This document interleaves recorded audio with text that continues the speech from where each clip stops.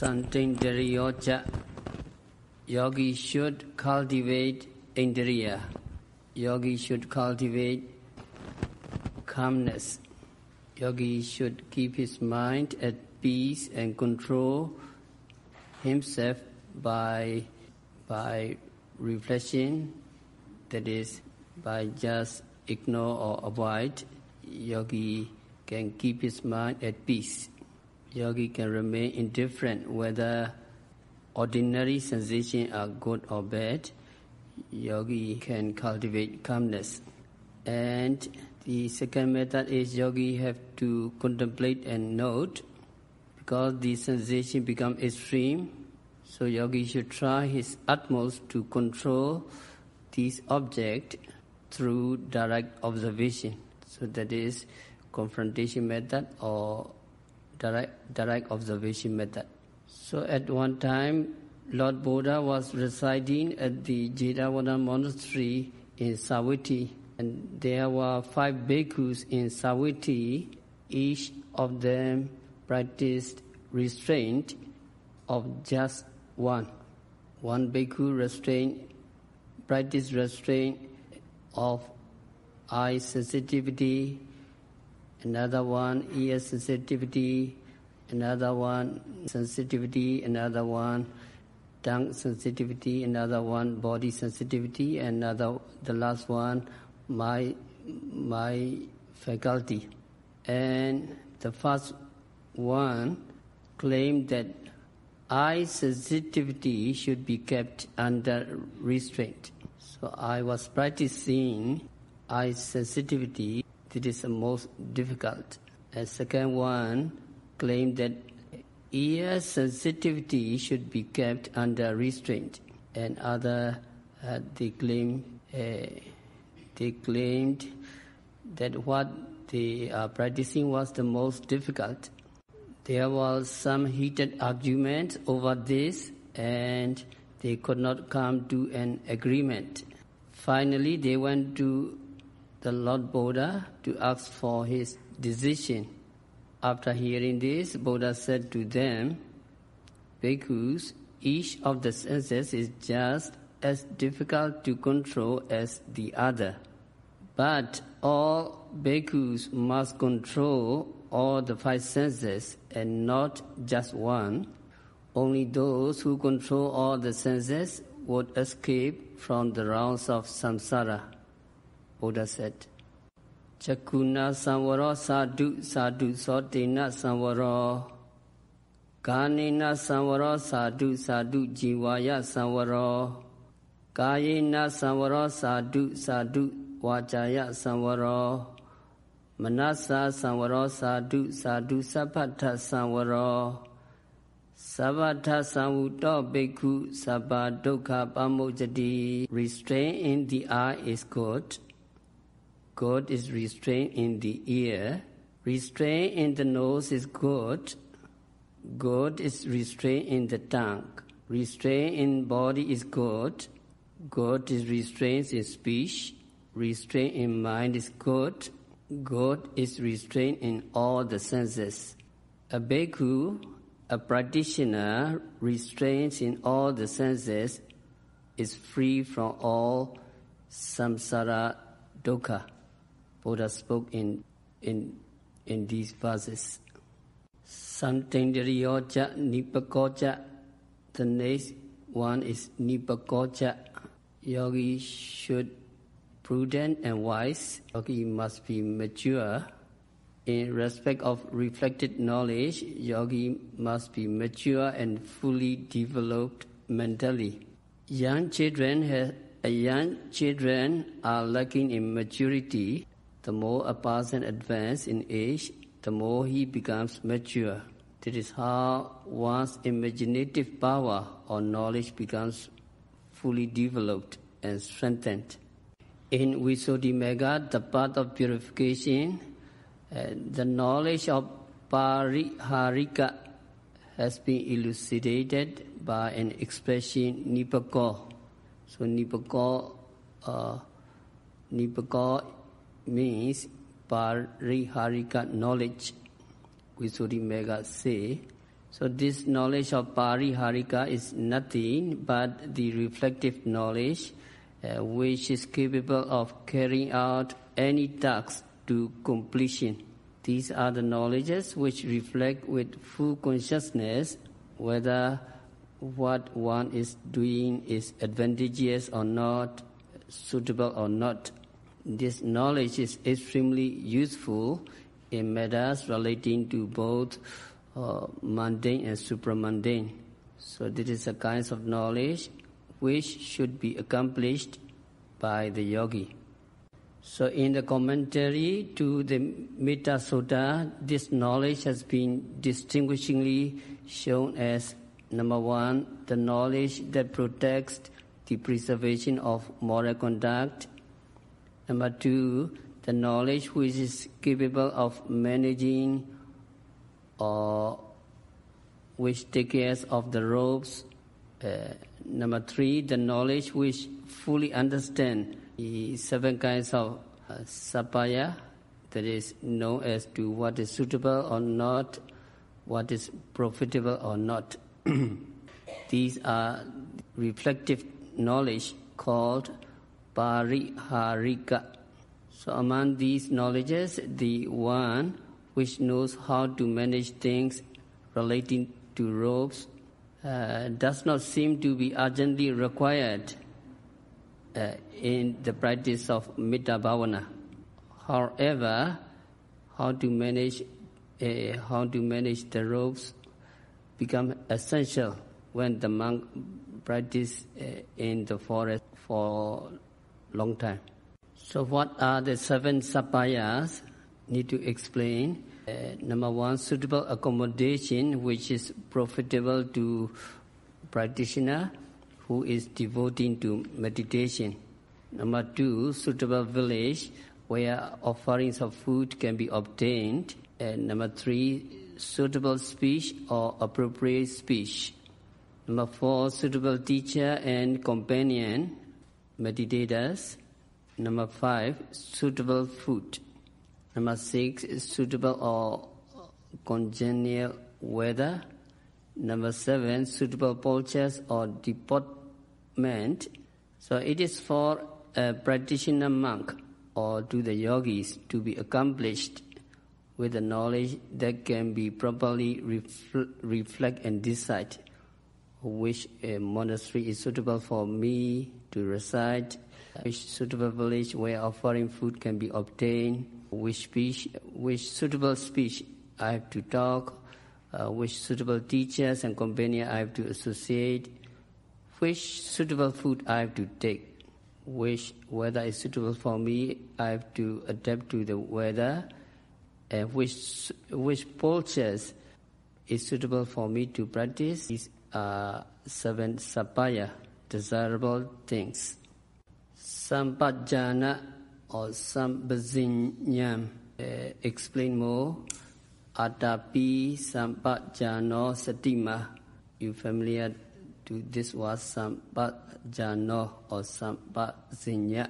Sampajañña is derived from the word Sampajanna, one who sees correctly, one who knows correctly, entirely, equally, or evenly.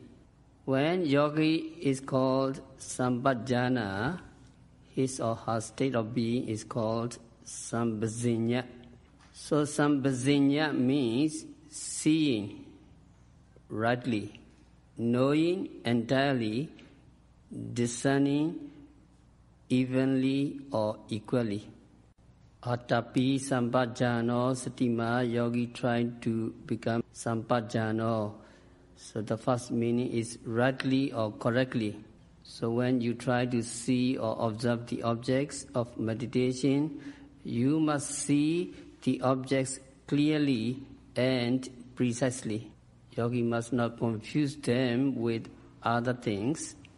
When you are distinguishing mind from matter and matter from mind, yogi must see mind separate from matter and matter separate from mind. Yogi must not confuse these two with one another. You must see precisely and clearly. This is what is meant by saying, he must see rightly or correctly. Another meaning of sam is equally or evenly. Meditators must know how to evenly apply their mental faculties. When you practice meditation, you put 5 mental faculties to work. You are increasing these mental faculties moment by moment: confidence in the practice, effort, mindfulness, concentration, and wisdom. You are producing the faculty moment by moment. So yogi must work in harmony, and yogi must be in balance with each other. Especially important is the balance of energy and concentration. When these faculties are even and equal, there will be concentration and wisdom arisen from concentration. When the faculties are not in balance, concentration is disturbed and scattered, and consequently penetration into the nature of things cannot arise. Another meaning of sam is entirely. When you see an object or when you discern an object, you must know it in its entirety. Must discern an object in all aspects of its mental or physical phenomena. Yogi must know the characteristics, the function and manifestation of an object. So the whole day, the moment by moment you are observing your mind. How do you know your mind? You meditate on mind. What is mind or what is consciousness? Mind cognizes and thinks. So what thinks and imagines is mind. Whenever mind arises, you note on your mind. When mind is thinking, and you note thinking, imagining, and pondering. Whenever mind arises, you note it, and you will find that mind has the intrinsic nature of going to the object or cognizing the object. So there is a characteristic of mind. So mind had the characteristic of cognizing. Chaita vijanana lakkhana. So each of mind cognizes the consciousness of seeing, cognize the object. The consciousness of hearing, cognize the objects, etc. How do you know about your mind or consciousness? Consciousness is the leader that cognizes the object that appears at any sense door.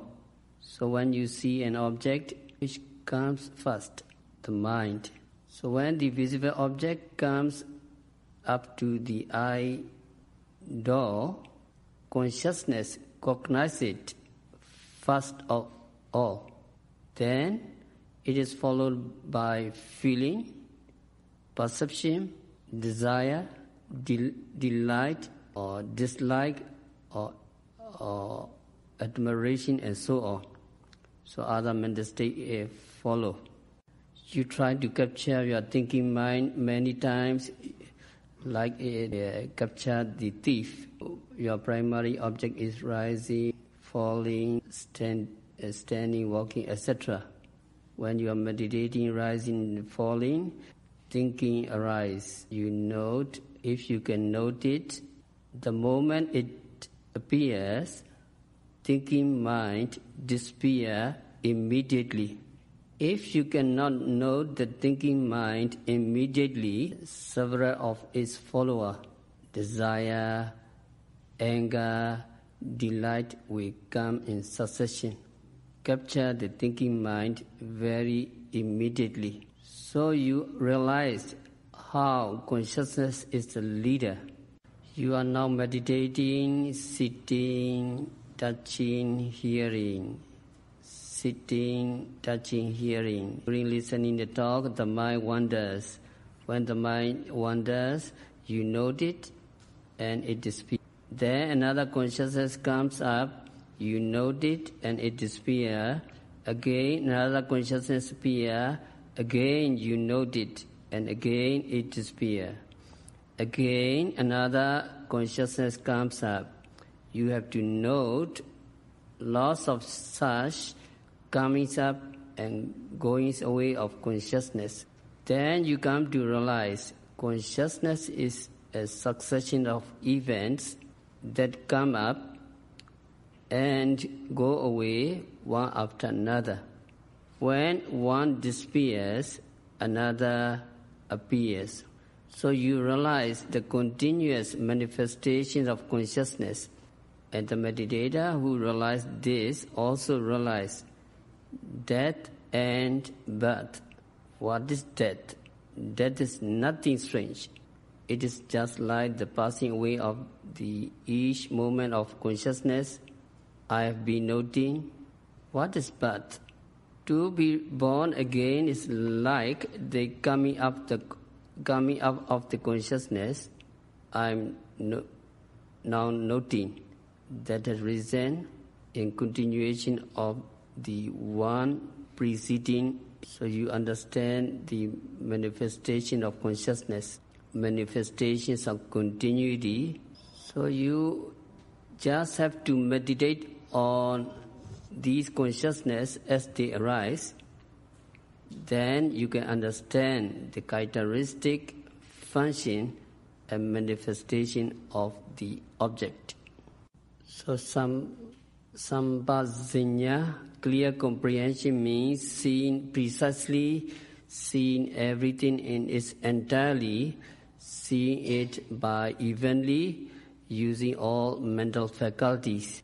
Only when there is evenness in the application of the 5 mental faculties, there will be further development of wisdom.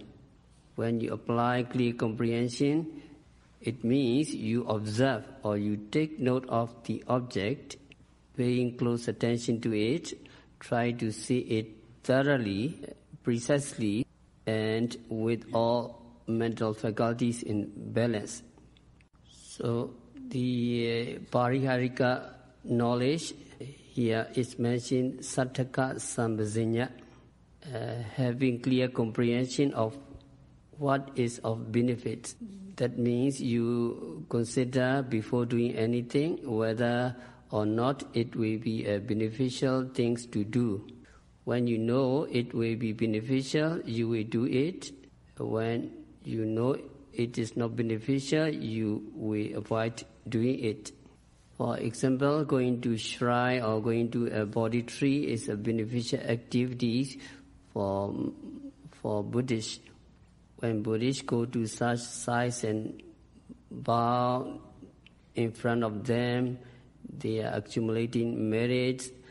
That means they are cultivating positive mental states.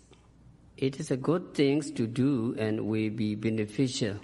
Giving Dhamma talk, especially delivering discourses regarding Sutanta, Abhidhamma and Vipassana is also something beneficial to do. That is also true when someone is practicing meditation, contemplating a dead body, understanding its nature to be the nature of our own body. So these are beneficial activities that are beneficial to those who do them. So this is the first clear comprehension, sātthaka Sampajañña, the clear comprehension of what is of benefit. It is necessary to consider whether it will be proper to reside in a wooden monastery or a monastery made of bamboo. Mostly in our country, monasteries are made of wood and bamboo. So in this country, the monastery made of cement, and whether the place is peaceful or tranquil or congenial, you need to consider. So in connection with the village where food can be obtained, it is to be considered whether offering of food will be received and whether there can be opposite sex, particularly because different kinds of sensation may arise. It is to consider as to what kinds of Dhamma talk that is to be uttered or that is to be listened can be harmful to the practice of meditation. So if there is nothing in particular, the best thing would be abstain from talking anything not relevant to Dhamma, noble silence, suitable. As regards individual, it is to reflect whether there is any progress or lack of progress relating to Dhamma by relying upon such and such a meditation teacher or other Dhamma friends with whom you have to deal. So individual you have to consider.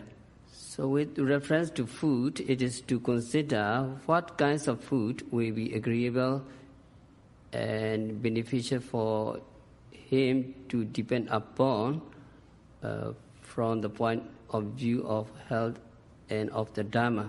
So some yogis advise so which food is suitable for Sayadaw, etc. So we learn and study the food, suitable food. One should also reflect as to what kinds of postures will be best suited to make progressive steps in the exercise of your meditation. This is the way how mature reflective knowledge should take place, whether it will be profitable or not in connection with monastery. So that is sātthaka Sampajañña. Mahasi Sayadaw have this aphorism, reflection whether it is profitable and agreeable or not is sātthaka Sampajañña. So yogi, to follow my recitation, please follow my recitation. Reflection, whether it is profitable or not.